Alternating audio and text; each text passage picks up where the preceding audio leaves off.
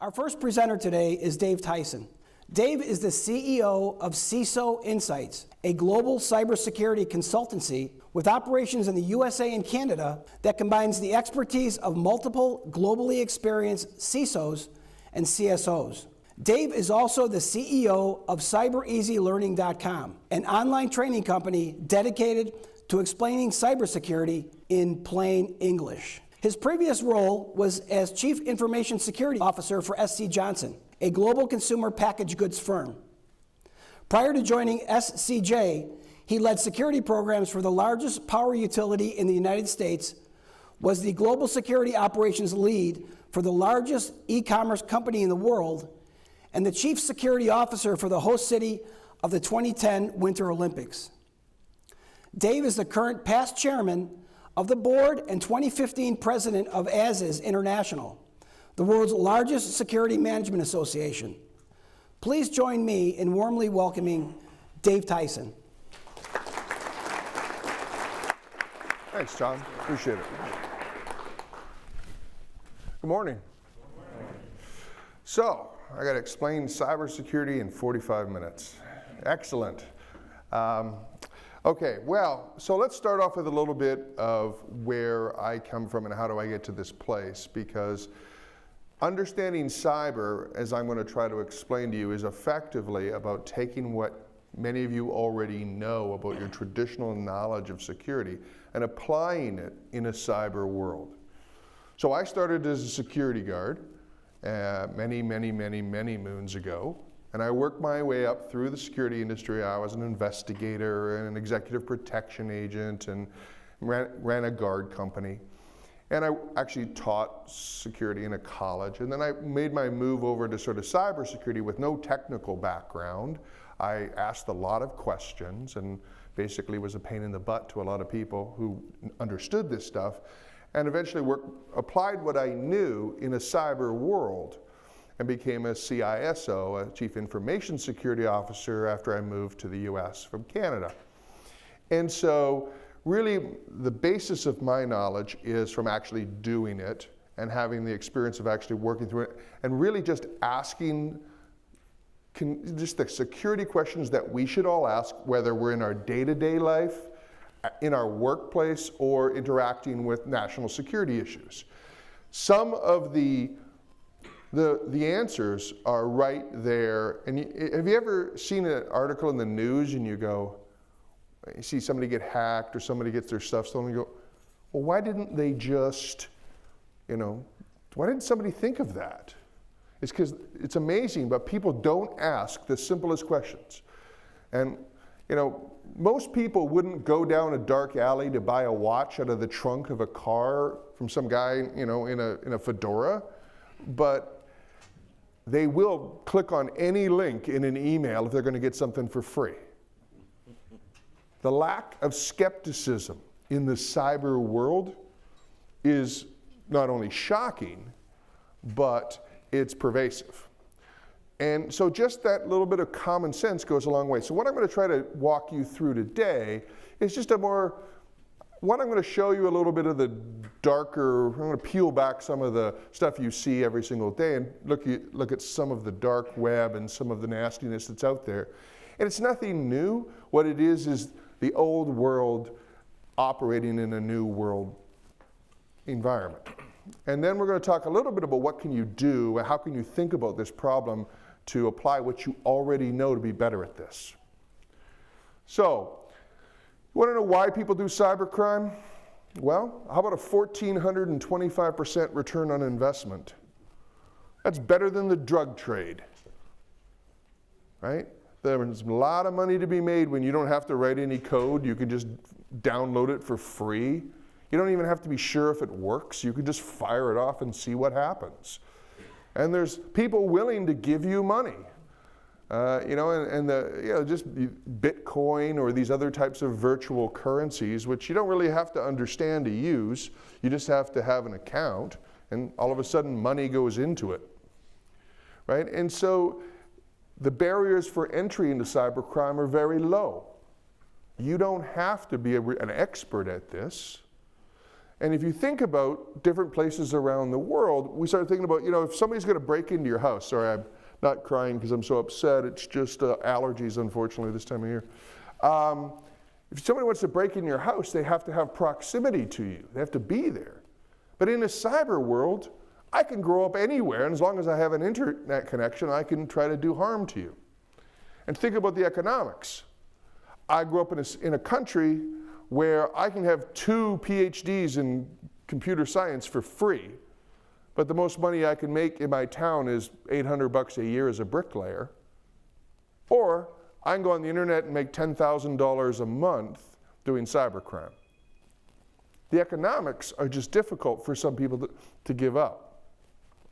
Now, you all hear about ransomware, and with all due respect to Microsoft's stat, I would argue that breaches are probably going to definitely outpace that $500 billion number very, very soon. So that's sort of just the setup, and now we'll have another look. So let's talk a little bit about this mystery we call cybercrime, because I'm going to want to debunk a couple of things. First off, this idea that IT people, just having an IT background, somehow qualifies you to know about cybersecurity, utter nonsense. IT people in general don't. You have to have a healthy set of paranoia, an investigative or law enforcement or security mindset. That's what makes you a very good cybersecurity person as a starting point. You have to look at things from a risk perspective, right? The fields of physical security, traditional security, risk management is not the same as cybersecurity. It's exactly the same. You have assets. It might be money. It might be your customers' information. It might be the power grid. It might be your national security. They're all assets. You have risks to those assets. You have things you can do to mitigate those risks. And then you have a level of tolerance that resources that you're willing to put to it. Your choice. You get to choose how much you put towards it. Doesn't matter, physical, cyber, it doesn't matter. The process is the same. Access control is still access control. It doesn't matter if it's a guy with an M16 at a gate or a user ID and password that's good or poor. It's the same process. And loss prevention and asset protection is still the game. It's just the asset is sometimes different, or maybe it's in a different place. We put it in the cloud now, which is really just somebody else's computer somewhere else, right? So it's still the same fundamental process that you understand if you're trying to protect your home, your apartment, your car, or your spouse. It's what is this thing I'm trying to protect? Where is it? How much protection does it need? All those basic fundamental questions that often aren't asked. So here's my basic proposition. Information security or cybersecurity is concerned with exactly the same issues as physical security, traditional thinking.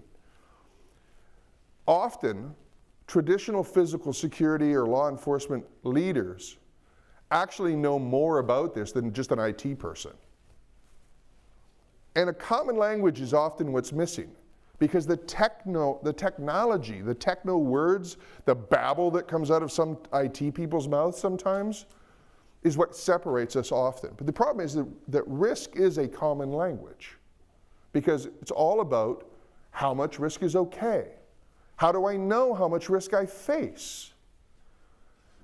How should I think about what my risk tolerance is? How much is okay for me? All right, so let's talk a little bit about these breaches you see in the paper.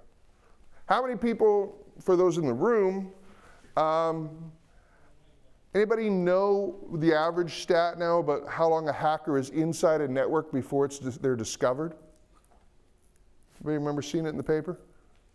So Sony, they were in what, 232 days, something like that? I think the Honeycomb Institute says the average is about 229 days, if I recall. That means that somebody's walking around in your building or in your house for 229 days and nobody noticed. Do you believe that that's actually possible? That if In your physical world, you wouldn't have somebody walking around without a badge or something like that. You'd notice.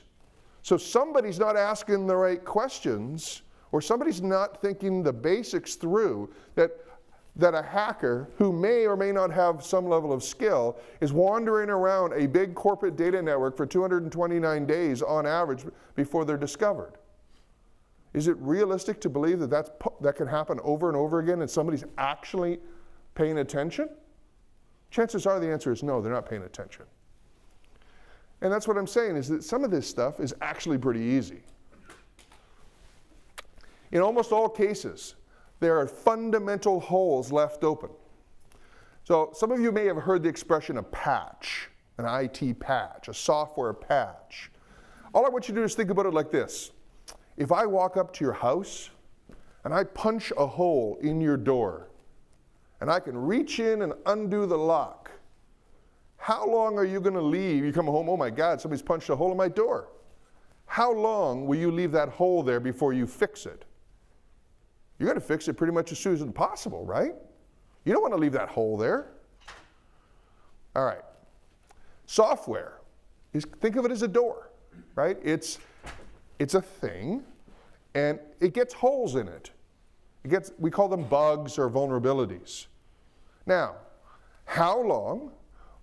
If you think about all the hacks that happen in the world, they get taken advantage because there's a hole in the software and somebody figures it out and they exploit that hole. They reach through the hole and unlock the door. But in my personal experience, of all the holes that get exploited, like 98, 99% had a known fix. They had somebody standing by who could walk over and put the patch over the hole. Guess what? Most of them had a known patch for that hole for 12 to 18 months. It hadn't been applied. Now, does that make sense? Nobody asked the question, or nobody did anything about it. Now, some of you may have been impacted by the Equifax breach, right? Anybody here, right? Everybody gets this problem, right? So all our credit information is lost. There's potential risk to all of us as individuals. Anybody read the story on this? There was a hole. They knew about it. They told them to fix it. They didn't fix it. Nobody went back to check if they fixed it. And 150 million people get taken advantage of. This is not technical expertise. This is somebody didn't ask the question, hey, did you get that thing fixed? This is cybersecurity. It's not as hard as it looks. Don't get me wrong, I could spend hours making your eyes roll in your back of your head if you want me to, but I don't think you do because it's not that complex. It really isn't. The majority of the stuff that I see every single day is the simple stuff. All right. No one asks the basic questions. Hey, did you fix that damn thing? Or, hey, do we have any really important holes open that we should know about? And when are we going to fix those things? Sometimes fixing it just seems too big or overwhelming. You know, I went to work for a company a number of years back, and one of the things you do is you run a scan to see how many holes you have. And I said, okay, just tell me about the ones that are critical. These are the ones that are open and there's somebody on the internet who's actually out there trying to break into those types of holes. And they come back and say, oh, 18,629. Sometimes the problem is so overwhelming that organizations just go, we can't fix that. We don't have that kind of money, that kind of thing. We still have to keep the place running. And so the problem is systemic. The problem is how you operate. And that's where we take, it's no longer a technical discussion, it's now a business discussion.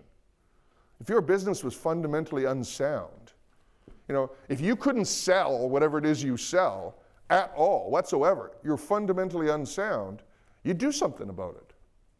But because you've got this technology over here that's fundamentally broken, we just sweep it under the rug. This is the problem that businesses face every single day. Not saying it's easy, but I'm just saying that this is the fundamental problem we live in. So let's just apply some simple doctrine, a physical security doctrine, And I'm make you some IT experts here, okay? So here's our basic castle. If any of you were in the military or have had any physical security training, you'll understand there's a thing called castle doctrine or layered security or any number of other terms. The basic idea when we build a castle, whether it's our house or our business, the idea is if our assets are in the middle, we're trying to keep the bad guys away. We're going to put them in the middle. So the idea is we put up, well, there's a moat and there's an outside fence and an inside fence, and maybe between the two walls there's a barking dog that's going to see anybody who jumps over the wall. So we have two functional goals here. One, increase the amount of time it takes for the perpetrator to get over the walls and get to the assets, and decrease the amount of time it takes to detect the person trying to do that. So then I can do something about it. Bad guy's trying to sneak in and not be seen, right? But if I can detect them, I can stop them from getting to my assets. So that's the basic theory. Now, you could probably all ask some basic questions. Well, how should we have crocodiles in the moat? And how high should the wall be? And should we have something slippery on it so they can't climb up? And should we have a barking dog inside the wall in case? And maybe we need some lights. And, some basic, simple questions will help you protect your castle. Now, here we have a data network. That red line on the outside is the moat. So, any questions on how you ask the basic questions about a computer network? How high is the wall? How are you going to protect this? You don't have to look at all the technical stuff. Just realize there are layers, just like the castle. So what are the questions? Well, how do you know it's secure? Is anybody testing it? If somebody jumps over the first wall, is there a barking dog? The basic, simple questions of IT are, what's the risk? How do you know? What testing have you done? Was the testing done by somebody who knows what they're talking about? Right? Simple questions. They really are the 80% solution. Okay. So I'm going to try to convince you a little bit more of this. So, camera footage shows an individual randomly checking doors in your building. So you see a guy right up checking doors, just like, or checking the doors on a car in a parking lot. So how many times do you think it's okay for a guy in the dark checking doors before you send the security guard to check him out? Once, right? As soon as you see it, that's it. Send him right away. Okay, good. So somebody walks up to one of those electronic doors and enters their PIN code, right? And they get it wrong. So should they have an unlimited number of tries? If they got it wrong, at some point, something should be done about it, right? We all agree that's pretty simple? So, now, you have a computer or your phone that has a password on it. Should people have an unlimited number of enters of their password into their phone or into the computer? Great, you're all cybersecurity consultants. That's what I'm talking about. This is the 80% stuff. I know we all hate remembering passwords, but there are solutions to that problem. But the whole point is this is getting down to the basic questions. You wouldn't believe how many people's phones I see that don't even have a password on them. I mean, the phone guys have got to the point of actually forcing you to have at least a pattern or something. But your computer, hey, do you have a good password? What happens if somebody enters it 15 times in a row and they don't get the right one? Should somebody know about it? Yeah, they should. There should be an alert. Maybe it's going to lock you out for a few minutes. It's got to be something. If you get it wrong 15 times in a row, maybe you need to get a coffee or something, because chances are, you don't have the right one. So there are some basic questions that you can ask in any situation, right? What is our organization's risk tolerance, or my personal risk tolerance? Is it okay if somebody breaks into my house? Well, no, not really. Well, how much money am I willing to spend to ensure they don't? Or into my business? How much resources am I willing to commit? What types of risks am I prepared to accept? Now, we've all pretty much accepted that while planes flying into buildings are not acceptable, we probably can't stop. There's not enough money in the world to make it so that all planes can't fly into buildings. So there are some risks we're going to have to accept. But figuring out which ones you will accept and which ones you won't accept is figuring out your risk tolerance. And most organizations don't have a good handle on this. No one ever asks the question, well, how much risk is okay? You want to see a chief financial officer of a company get excited, get a little nervous, get him squirming in a chair? Say, how much risk is okay for us to accept? Will you accept a $50 million loss if it means we don't spend $1 million this year to close holes? That'll get them moving. Because they'll say, well, no. Well, then we need to spend $1 million. No, we don't have $1 million. Okay, well, then you're accepting the risk. You know, it's a very simple math. You know, in most organizations, there's rules around risk acceptance.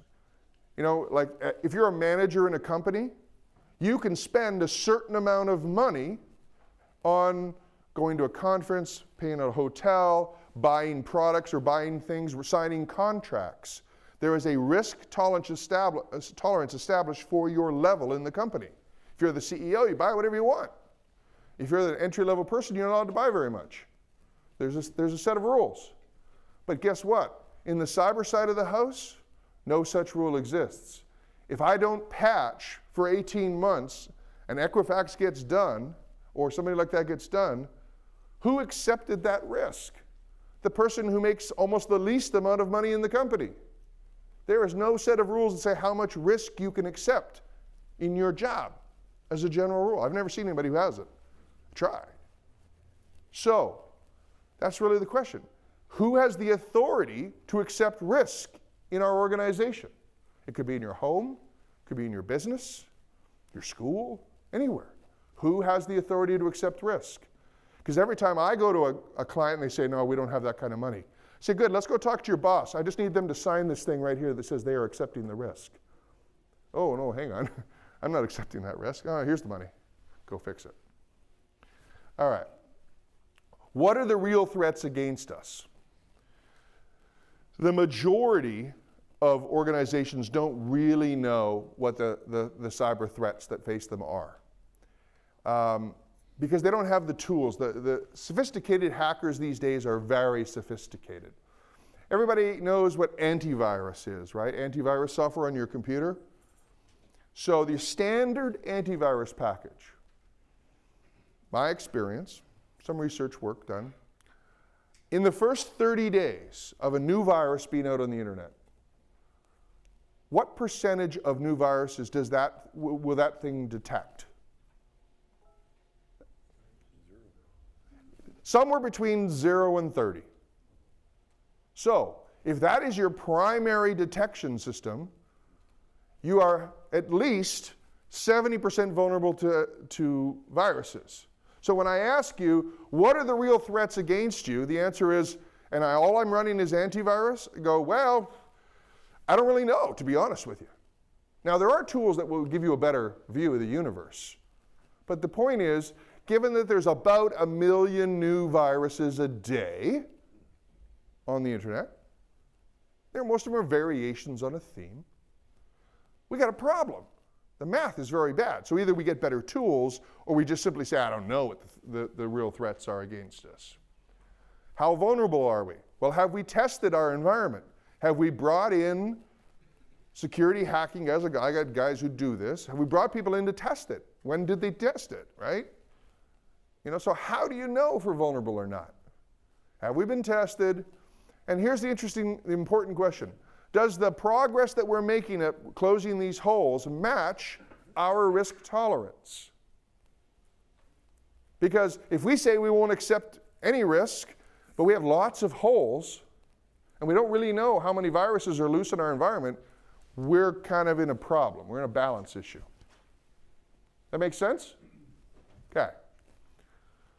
So, and the other thing is, hey, is there somebody in your organization who's an expert who's accountable for this? Because just hanging it on poor old Joe, who doesn't really know, he saw a lot of episodes of Magnum PI back in the 70s or 80s, and just because it doesn't mean that he's really an expert or she's an expert. So let's talk a little bit about what I call the attack surface. So first I want to teach you just a little bit about how attacks actually work. Okay? Every cybersecurity attack starts off with this: incursion. That means they got to get in. If I break into your house, I punch that hole in the door, I get in through a window, something like that. I have to get in. Now, in this day and age, 90+% of the time, it's you click on a link. When you go to in an email, it's called phishing, right? Somebody clicks on a link, they get the virus onto your computer. We call it malware now, but it's just a fancy word for a virus. And they get into your computer. Now, whatever you've got access to, they will now have access to. So they can go out and discover the network. Remember we said 229 days on the network? They're out discovering. They're learning about your network. Where are all the keys to the kingdom? Now they have to capture the things that they want, right? Grab the stuff that they actually came for, everything they want to steal. They might even leave a few back doors there so they can come and go later. And then they've got to get it out. We call it exfiltration. But at the end of the day, just get the hell out of there without being detected, without being caught. So that's the way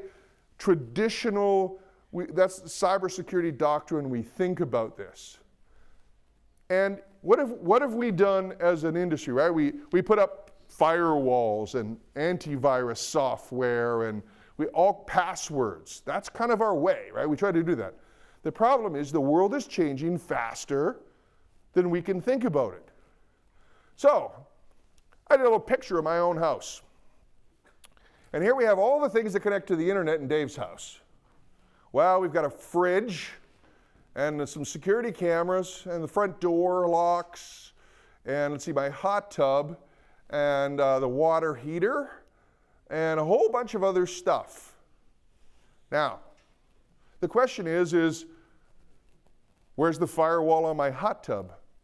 Where's the antivirus on my refrigerator? Doesn't exist. So you got millions and millions of new things connecting to the internet every single day. And has anybody asked the question, how much risk is okay?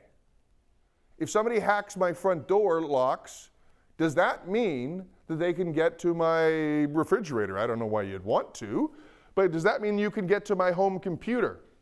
Can you get through my wireless connection, which everything is connected to? This is the problem we face for the next 25 years.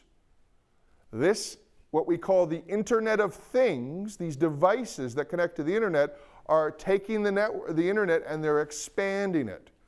But most people don't even ask the question, hey, do I have any risks? Have I done anything to protect this environment? There's a thing called default user ID and password. Okay? It's when you buy something and the repairman or the installation guy shows up and they set it up, and then maybe it's your camera that used to monitor your house or your door locks or whatever else. Everything just about has a default user ID and password. It's the one that comes from the manufacturer. Guess what? If you want to know what it is, just go onto the internet, under Mr. Handy Google, and go, what's the default user ID and password for this product? And it will come up and give it to you. So that if you know it, and everybody else in the world knows it, what should you do when you put it in your house? Change it. Now, think of all the stuff that's in your house. Quickly do the calculation in your head. How many of you have changed them all? Not seeing a lot of head nods. Okay, a few. A few kind of, I think so. Not sure, right? Simple, basic stuff. Right, these are the things that in the world going forward, we have to ask those questions. How much risk is okay? So now, let's take it and apply it in the big business world of today. Organizations, global businesses are changing at a rapid rate. We've got all this new technology. We got smart machines like drones and 3D printing and wearable cameras on your glasses. You've got the payment systems. You've got machine content creation, ad firms. Probably 20% of the content an ad firm makes is not invented, it's not done by people anymore. It's just done by machines. You've got personal virtual assistants like Alexa. You've got all these technologies that are impacting with business. And you've got all the robots in the factories, self-driving cars. You've got all of this stuff. They all fundamentally have the same problem for business. Who's asking the simple security questions? How much risk is okay? Have we even thought about it? Have we tested these things?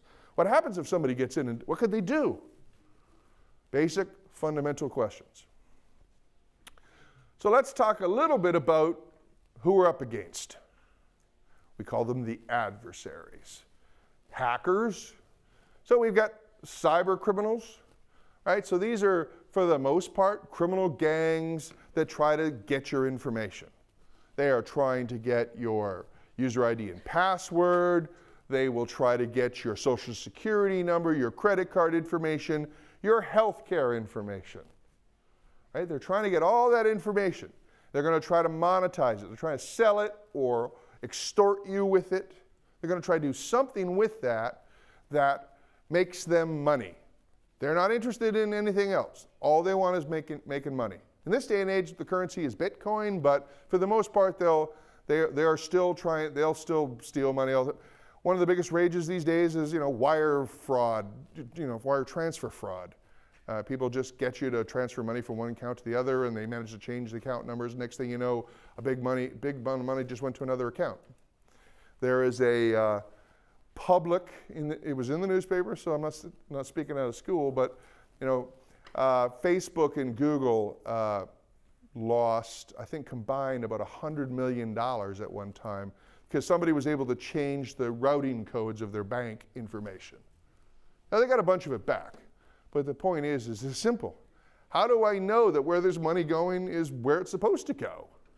What happens? Can somebody change this? You don't have to be a cybersecurity expert. You just have to sort of think about the risks. When you're talking about $100 million, it's probably worth your attention. Then you got hacktivists. These are groups like Anonymous, which is probably the most famous, and they really get engaged when something ticks them off. If you're a company and you somehow behave in a way that they find offensive, they go after you. I worked as a consultant for an organization that y'all would know, and they make shoes and t-shirts and stuff like that. And they once, some anonymous guys actually found a hole in their website. And they were out there, we were literally watching them talk on the internet in these places where they get together and meet and saying, well, we should hack them and do something. And nobody would go after them from the group because they didn't piss anybody off, right? These guys are all about hacking someone, causing problems because they have a cause. Anybody know what WikiLeaks is? Right? Where they expose national security secrets and other types of information, personal information, cables of politicians back and forth. This is all that mindset. It's this idea that we can sort of move our political aims forward by this hacking methodology. And then cyber-espionage. These are people who are trying to steal your company's trade secrets. Most companies in the manufacturing and product space are worried about this because the idea of making money in that business is, hey, you come up with something that's cool and you get it to market before anybody else, and then you make a lot of money. It's called intellectual property, right? Something that you own. But if I can steal it, you don't think it's all a coincidence that Ford and Chevy and Chrysler come out with the same looking car at the same time, do you? Right? It's not magic that happens, right? Well, the same thing is true in this space. I know a very large company here in the U.S. who had come up with a whole new design for an industrial piece of equipment, and some good friends. Strangely enough, about a few months later, after they had a cyber breach, somebody started building that technology in China, and only in the domestic market. And they were selling it like crazy. They even painted it the same color. And guess what? The company went in and bought that Chinese company just to take it out of the market because the Chinese market was such a big market for them. Right? So there's money in this espionage campaign. Now, it gets really complicated when you start to overlay national security risks on top of that, but I'm going to probably leave this for my colleagues. But when you start to overlay terrorist groups and others who use some of these folks to create funding for their endeavors, that's where it gets really messy. Because before they all used to be very separate, but now the borders have really blurred. Let's talk a little bit about the internet. What percentage of the internet do you think, using your Google browser or your Google or Yahoo or any of these browsers, that you think you can get to? The average person, anybody in business today on average, what percentage? 20%. 50? 20? It's roughly 4 or 5, right? So the question I guess I've got is, what's going on the other 96% of the internet? The whole world and billions of pages and websites are only 4%. What's going on the other 96? This is the world that business operates in. See, business works in that 4% up there. Unfortunately, the risk they face is from the whole 100%. So let's talk about, remember I said before, what goes on in the cybersecurity world is just kind of what went on in the physical security world, but we just made it easier because we can put it on the internet, make it anonymous.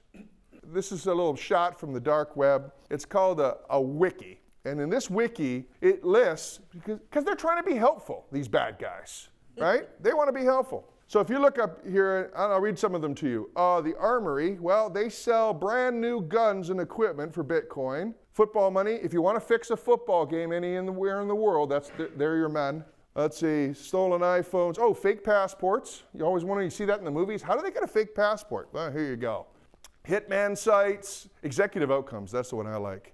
And if you're upset with your boss and you want an outcome on that boss, boom, let me tell you, those guys will help you out. Euro guns, because God knows you shouldn't have to import your guns from the United States. Let's see, UK passports, Mr. Grimm, the Hitman service. This is just set up, there's no money changing hands here. This is just a way to make it easy for you to find your way around. And for those of you on the internet, please don't go out to that site. The dark web is not for the faint of heart.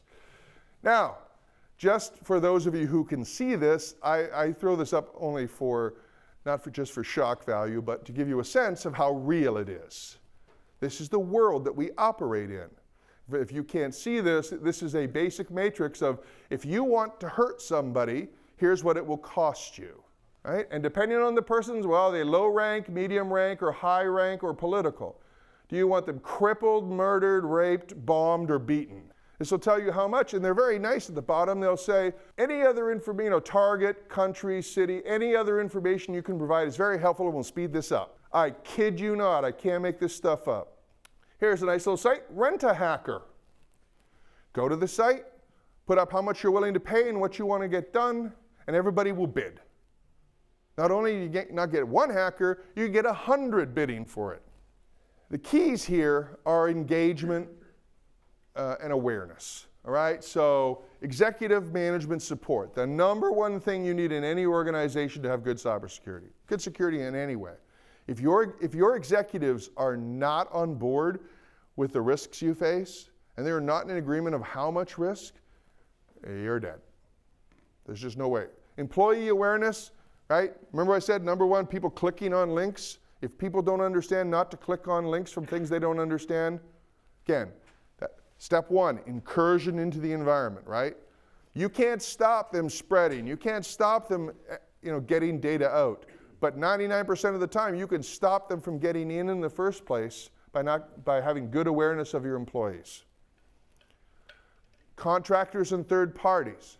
More and more these days, organizations work together, right, with third parties. So making sure that they're behaving in the correct way.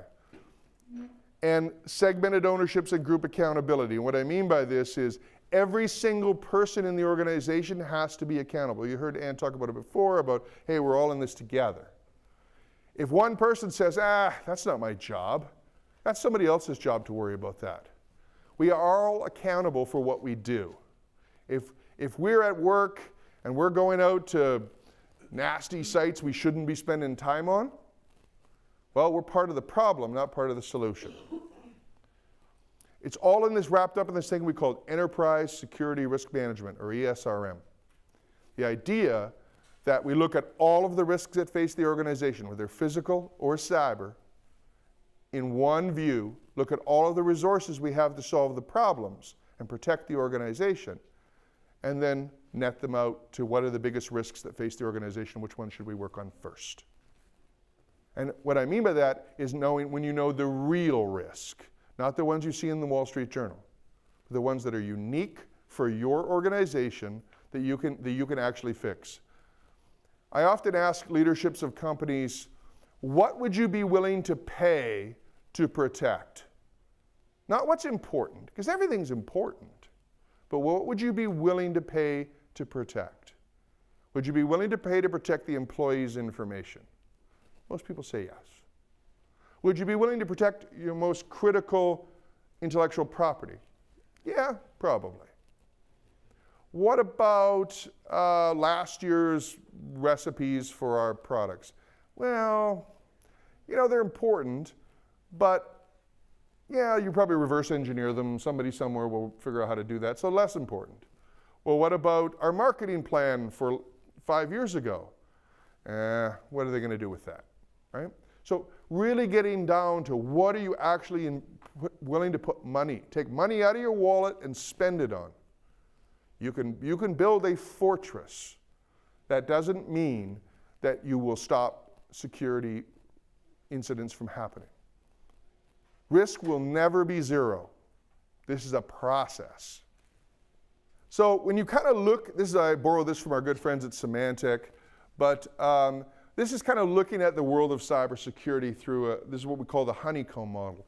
And each one of these sections, data integrity, asset protection, logging and monitoring, all of these are pieces of cybersecurity management. And some are red, some are green, some are yellow, some are, in this case, blue. Whatever is understanding the entire picture of your organization and being able to say, where is our risk? And making sure that we're willing to accept those risks. Because if I say, well, our executive sponsorship, that's orange up there at the top. Let's just say that's a little better than red. So that's good, but our risk management's red. We have no risk management. Nobody's even asking the risk questions. How much risk is okay? We got a problem. We have a fundamental problem. So it says, well, we should probably start there. Let's just get to the point of saying how much risk is okay before I try to start patching servers. So in review, we talked a little bit about this basic security doctrine, right? There's a castle, and we can put things in front of people, and there's some basic questions we can ask, whether it's physical castle or electronic castle. How much risk is okay? Have we tested it? How do we know? There's somebody who knows what they're actually talking about helping you out here. We looked a little bit about your organization's attack surface, right? So we know how bad guys get in, but we're adding all of these technologies. So have we asked those questions, and do we understand the risk of all these new technologies we're bringing into our environment? We understand a little bit about your adversary. Which adversary is going to come after you? Because if you're a company who doesn't tick off the average hacker group, the anonymouses of the world, let's say you don't do anything controversial. Well, I'm not going to be too worried about them. I'm not going to spend a lot of money to defend myself against the types of attacks, because each group kind of has their own way. They try to make their point. And so if I know what we call the tools and tradecraft of the type of attacker group, I can start to begin to think about, okay, how are they coming at me? Because chances are, if I'm worried about the Chinese hacker group coming in to steal my intellectual property, chances are they're not coming at me from Iowa. So maybe I should be looking at, well, what are my relationships overseas? What are my technology in my environment? And finally, just ask the common questions, right? If you ask the question, well, how do we know how much risk is okay? And you get a lot of, well, I don't know. You got a fundamental problem. If you say, well, we've talked about that, and yeah, we think a certain amount is okay. Well, good. So when's the last time we did a risk assessment? Have we done any testing to see how vulnerable we are? Just fundamental basic questions. So what should keep you up at night at this point? Phishing should keep you up at night if you're worried about somebody getting into your organization. changing legislation, especially if you travel around the world. There are laws on the books in other countries that when you land on the ground, that country will start monitoring your cell phone, your email, your web chats, just because you're in that country. And when you come home, you might come home with a little present in your phone you hadn't planned on it. The Internet of Things, all of these devices. What's the risk of using them? The simple question, just because we can do something doesn't mean we should. So making sure that our physical security folks in our organizations understand cyber, getting them the training that they need. Security awareness levels among your people in your organization, making sure they understand what they can do to protect the organization. Third and fourth party vendor agreements.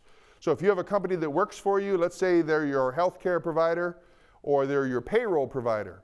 And guess what? You take over a new company and they're off in another country. They may not, in fact, have the same controls in place as your third party. So you've got technical deficits in the IT where stuff's not working. You've got this gap of all that technology. And then finally, you're just outsourcing this further and further into the cloud every day. So that's pretty much it. I hope that was of value. And I think I can take some questions now. Sir, just wait for the mic. Thank you for the presentation. So for IoT, obviously presents a lot of vulnerabilities. Do you have any examples of maybe some IoT companies that are maybe part of an alliance that are addressing security vulnerabilities? Yeah, if you do some basic Google searching, you will find organizations that are working towards this, both industry specific and technology specific. Depending on, so for instance, in the autonomous car business, there's one. They have them in a lot of these industries. There's also a lot that have absolutely nothing at this point. And for me, it's not necessarily the device itself. It's what happens when you plug it in to everything else. Because a lot of people say, oh yeah, we've done that security stuff. Great. What happens when you plug it into something else and now there's a conduit through it? That's the stuff that worries me the most. Keith? Yeah, Dave, there's a lot of movement with privacy, and over in Europe with GDPR and the volume of fines that they are communicating. Where do you think there'll be a balance in regards to just move towards privacy across the world in regards to how that could combat some of the cyber risk? Yeah, great question. So for those of you who don't know what GDPR is, the global data privacy regulation, it replaced the old US safe harbor, and it's really about how European citizens' data is protected here while in the US custody, right? And this regulation imposes some heavy fines if you're not protecting the data correctly. And I would call it like any other regulation, Keith. I think it's, when there's two ways to do any kind of security, right? There's carrot and stick. Carrot is please follow the regulation, put the right security controls in, and you won't get fined. Stick is, okay, you didn't do it, we're gonna beat you with that stick. Now, besides the fact that none of this has been tested in court, I would say that more regulation is not the key to solving our problem. I think as you well know, and other security practitioners that are in the room, compliance and regulation is not equal security. It is the minimum you have to do to meet the rules. I would say that, yeah, it's always great, but if you look around the world, privacy, I mean, I grew up in Canada where privacy regulations existed years and years ago. UK, other places like this. So we're even on the cutting edge really at this point, or not the cutting edge, I would call it the edge of having real privacy in the US. I think it'll be a debate for many, many, many years to come because of the national security overlay to that issue. But at the end of the day, the question is will technology start to drive the problem? Because right now with this thing, it says, okay, well, you've got to check all of this to make sure your controls are in place. You have to do risk assessments. You are forced to do those activities. but only on the percentage of data that's covered under the regulation. Why not do it for it all? So that's the problem. You end up with this patch quilt of regulations where you're doing it and you're always trying to minimize that footprint. I know some organizations literally that fired their European clients because of this. They simply said, well, we have a small European base, we're not going to do business with you because we're not willing to do, that's too much money. Dave, I have a question that came in on the internet. Right? So this came from Texas, and the question is, are hacktivists focused primarily on denial of service attacks, or are they also after data? Excellent question. So denial of service attacks are when somebody organizes a bunch of computers to come at your website, for instance, or your system and try to take it down. So think of somebody who comes to your doorbell and rings it. You know, if they ring it 1 or twice, you can go to the door, it works. But if they ring it like 1,000,000 times a minute, it's kind of useless now. The service is denied. Well, that's what hackers often do. They'll connect a whole bunch of computers. Recently, actually, with this Internet of Things, they got a whole bunch of web cameras and linked them together and used them to attack websites and take them down. And that's the thing. They're going to come after you because they can take you off. In some cases, they ask for a ransom. They say, give us money or you're going to stay down. In some cases, they just want you to behave differently. Sometimes they'll just leave a message on your website. So the answer to the question is, I mean, it's a mix. They do a lot of denial of service just to make their point, but in some cases they'll steal information to embarrass you. They'll get, a few years ago they attacked a security company that was doing investigations and other things. They got all the data and they actually posted it on the internet to see, here's what people were investigating, and embarrassed them quite heavily. So it really depends on the motive. I got one back there, one down here. Time for one more question. One more question? Okay. I was wondering, your picture of your home was very impressive to me, and this is an invasion we're all experiencing, especially if our kids want some of those eavesdropping devices.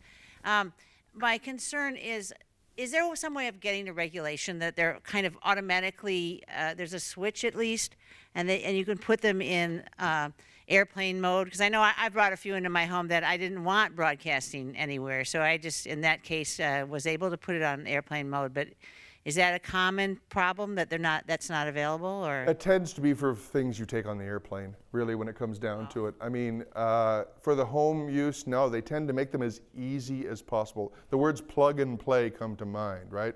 Plug it in and have it work automatically. I was going in my bedroom, and I thought, there's no way I'm having something broadcasting from my bedroom, Right. know? So it's like, I put it on airplane mode permanently, and Right. And I'm just wondering if that wouldn't be an option to this kind of taking over your home business. Industry regulation is tough, right? You think about trying to regulate an entire, it's like saying, hey, all your TVs are going to behave differently now, right? There doesn't seem to be a driver for it. Anyway, I'm getting the hook, so thank you very much. Let's hear it for Dave Tyson, everyone. Good job, Dave. Good job.